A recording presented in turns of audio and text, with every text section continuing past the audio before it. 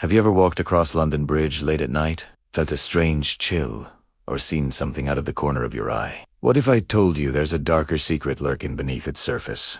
A secret that has been silently watching London for decades. This is the story of the second face of London Bridge. Our story begins not with a ghostly apparition, but with a piece of modern technology, a CCTV camera. Positioned to monitor the bridge and the river below, it captured something inexplicable one moonless night. As pedestrians crossed the bridge, their reflections in the dark waters of the Thames were wrong.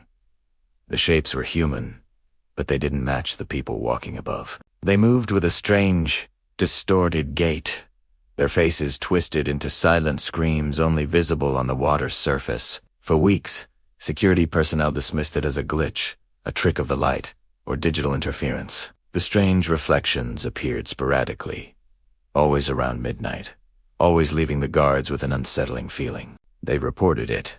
But how do you explain something so bizarre? It was easier to ignore, to look away, but the footage was kept, filed away as an anomaly, a digital ghost in the machine. Years passed, and the strange reflections became something of a whispered legend among the bridge's late-night staff. The story might have ended there, a curious footnote in the bridge's long history. But then came the need for routine maintenance. A section of the Thames around the bridge's foundations had to be drained. As the murky water receded, it revealed the riverbed, coated in decades of silt and grime.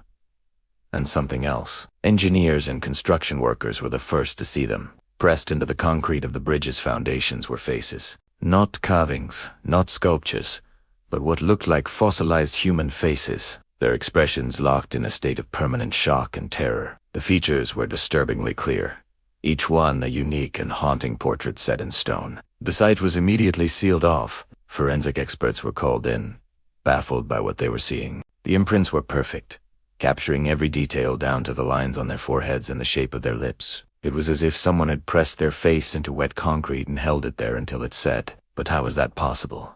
Deep below the waterline, integrated into the very structure of the bridge. The investigation took a horrifying turn when facial recognition software was used on the imprint. The computer began to find matches. The first match was a man who vanished in 1983 while walking home from his office near the bridge. The second, a woman who disappeared in the early 90s after a night out with friends. One by one, the faces in the concrete were identified. Each one was a missing person from the last 50 years. People who had simply vanished in or around the London Bridge area. Their cases gone cold. The discovery sent a shockwave through the city. How could this have happened? Speculation ran wild. Was it a bizarre serial killer's trophy garden? Or was something more sinister at play?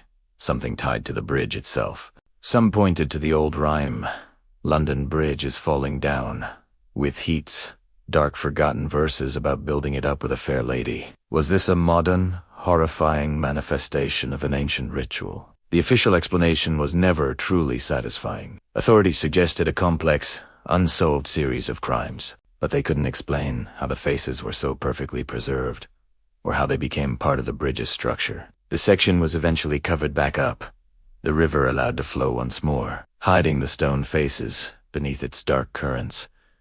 But the CCTV cameras still watch, and late at night, when the city is quiet, they say you can still see them. The reflections on the water.